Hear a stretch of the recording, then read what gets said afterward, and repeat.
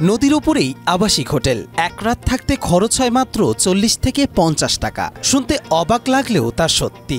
বুড়িগঙ্গার শান্ত জলে এখন গড়ে উঠেছে এই ব্যতিক্রমী হোটেল, যা ভাসমান পানির ওপরেই। ভাড়া 50 টাকা। এই নিচে আছে, এখানে আপনার বেডিং নিয়ে থাকবেন, ভাড়া 40 টাকা। 1964 সালে শ্যামবাজারের লালপুরিহাটে প্রথম ভাসমান থাকার হোটেল তৈরি হয়। এই ভাসমান হোটেলের জন্য অনুমোদন দিয়েছে বাংলাদেশ সরকার। সর্বপ্রথম 1964 সালে, 71-এ দেশ স্বাধীন হয়েছে, 74-এ বাংলাদেশ সরকার প্লাস বিআইডব্লিউটি আমাদেরকে ট্রেড লাইসেন্স দিয়েছে। মাত্র 40 থেকে 50 টাকা খরচে রাত কাটানোর সুযোগ পাবেন এই হোটেলে। আর 120 থেকে 150 টাকা খরচ করলে পাবেন ভিআইপি ভাবে থাকার সুব্যবস্থা। সিঙ্গেল রুম 120 টাকা, ডাবল 150 টাকা।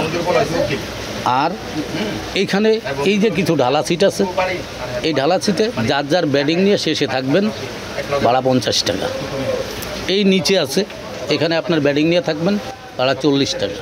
মূলত রিক্সা চালক, ভ্যান চালক ও হকারদের মতো খেটে খাওয়া মানুষদের জন্যই তৈরি এই হোটেল। কম খরচে, নিরাপদ ও ঝামেলামুক্ত রাত কাটাতে তাদের কাছে এ যেন এক নির্ভরতার ঠিকানা। এখানে ভাড়া 120 টাকা দেওয়া লাগে, প্রতিদিনের ভাড়া প্রতিদিন দিয়ে দেই, বুঝছেন।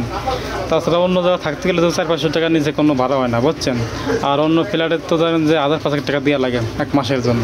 নিরাপত্তা নিশ্চিত করতে চাইলে জমা দিতে হয় ভোটার আইডি কার্ডের ফটোকপি, মেনে চলতে হয় কিছু নিয়ম কানুন। আমার এখানে এই ভাসমান নৌকা বোর্ডিংয়ে আসবেন, আপনার ভোটার আইডি কার্ড, পুরো আপনার অ্যাড্রেসটা, আপনার মোবাইল নাম্বার নিয়ে তারপরে আপনাকে সিট দিতে হবে। হোটেলটির ভেতরে খাবারের ব্যবস্থা না থাকলেও ভাসমান থাকার হোটেলের সামনেই রয়েছে কম দামে খাবারের সুব্যবস্থা, যেখানে সুলভ ও সাশ্রয়ী মূল্যে খেতে পারছেন নিম্ন আয়ের মানুষরা। নগর জীবনের প্রান্তিক মানুষদের জন্য এই ভাসমান হোটেল এখন শুধু থাকার জায়গা নয়, বরং এক টুকরো আশ্রয় ও স্বস্তির নিঃশ্বাস। কবির চৌধুরী, মাই টিভি, ঢাকা।